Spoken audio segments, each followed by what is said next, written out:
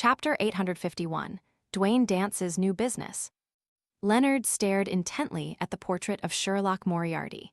His brain had just imagined what the latter would look like without glasses or a beard.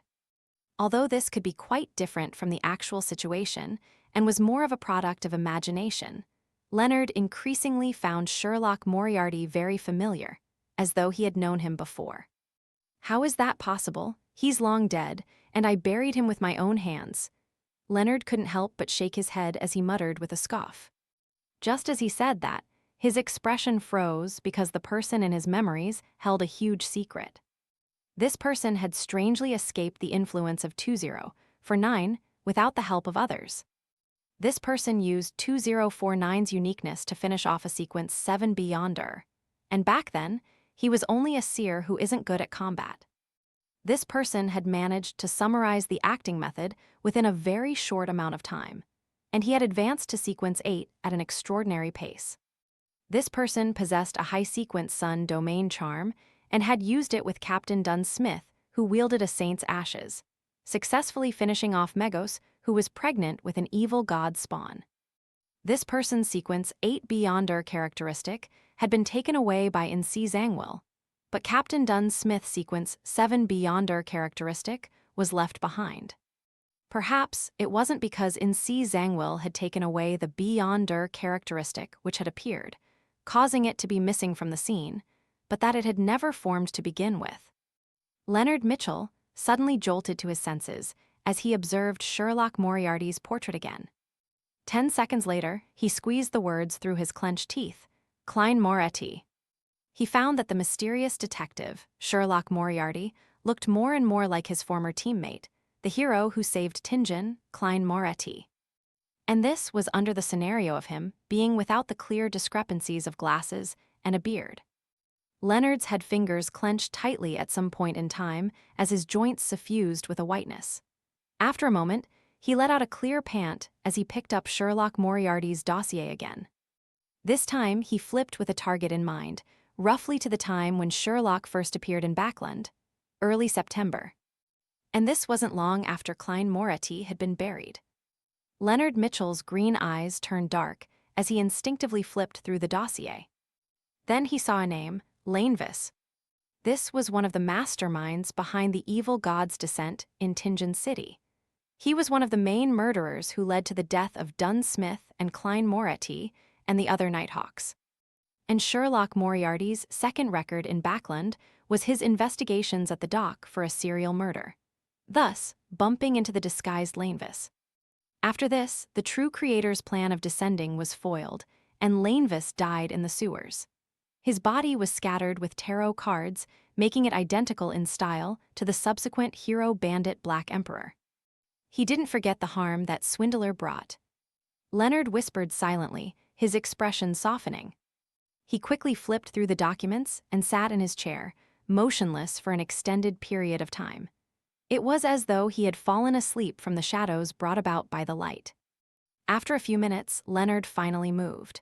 He leaned into the chair and said in a deep voice, "Old man, do you think this detective, Sherlock Moriarty, resembles my teammate back in Tingen City, Klein Moretti?"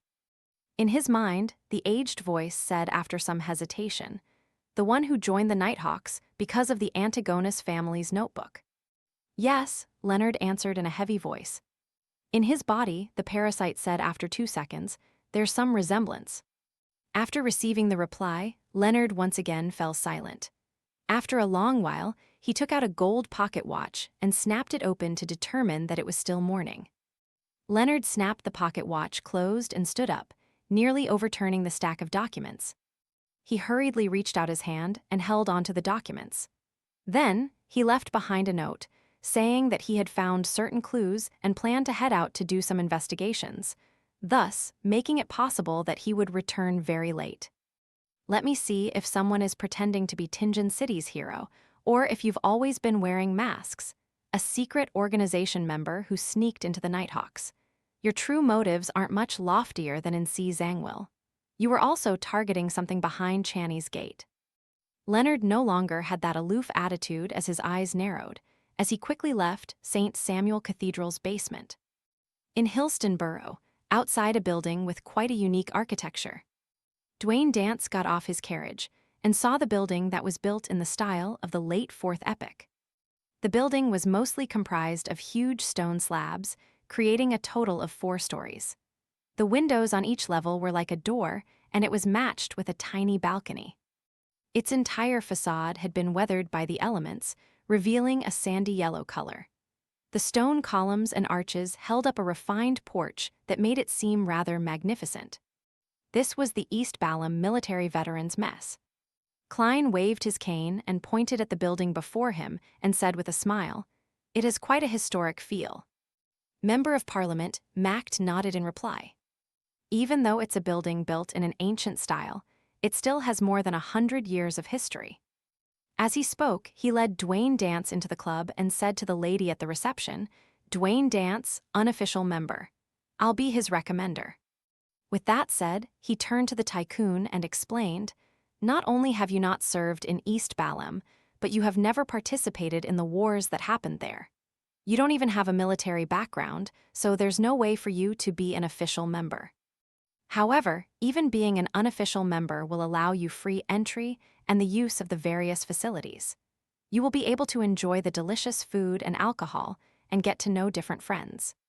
"That's exactly what I was hoping for," Klein nodded with a smile. After the beautiful lady who was of Southern Continent descent finished the registration, Macht added, "There's no admission fee. It's £60 a year for the membership." With that said, he chuckled and said, "It's not expensive, even more so for you. Here, you will get to come into contact with all kinds of weapons. There are enough shooting ranges to provide you with shooting practice. You can even learn horse riding. At a club of this level, £60 really isn't expensive. After all, generals often appear here, and they have many famous chefs." Klein didn't speak further as he took out his wallet. He counted £60 and gave it to the receptionist, obtaining a badge with the logo of a forest, ocean, and blades. "This is a place filled with glory. I'm deeply impressed with your contributions in East Balham." As Klein wore the badge with a number on its back, he said to Macht, "If I wish to contribute to the cause, who should I look for?" Macht pointed at the receptionist. "Just give it to her. She will jot it down and announce it on the notice board over there." Klein nodded slightly and said, "All right." He then turned his head and made Richardson take out the £500 he had already prepared. After giving the donation, Klein passed through the beautifully decorated foyer with Macht, arriving at a room that resembled an activity room. As for his valet, Richardson remained outside in the break room. There were snacks, tea, and coffee there. In the small room, through Macht's introductions, Klein got to know 5 officers who were either still in service or were retired. Apart from a particular House of Commons Member of Parliament, the highest-ranking epaulet was Colonel Calvin. He was presently working at the Lone Kingdom's Ministry of Defense. However, his actual position was unknown.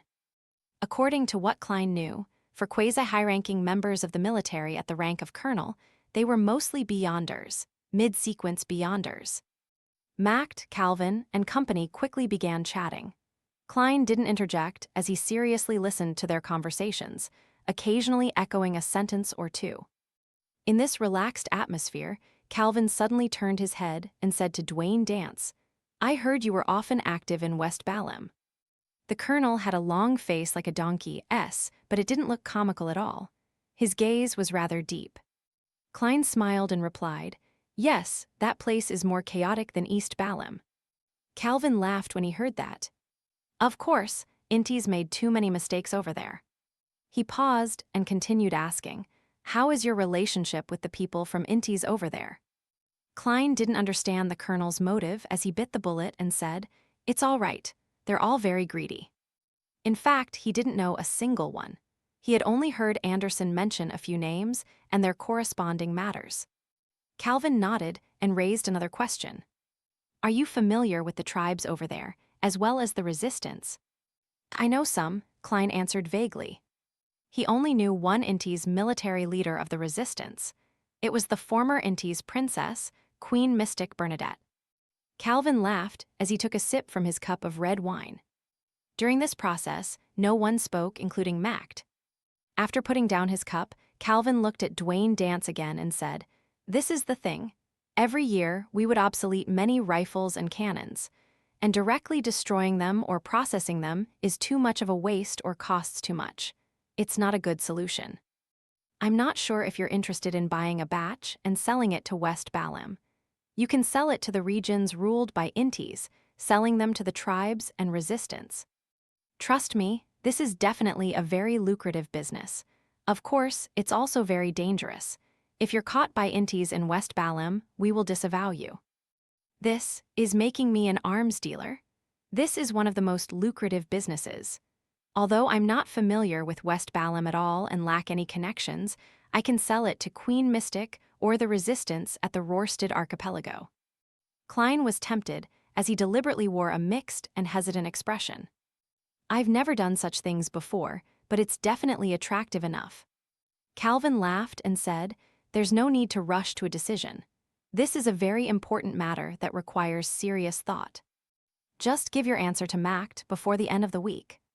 Klein secretly heaved a sigh of relief and nodded with a smile. "All right." Tingen City, Raphael Cemetery. Although the afternoon sun was rather strong, this place remained gloomy and cold. Leonard was standing in front of a grave, staring silently at the tombstone.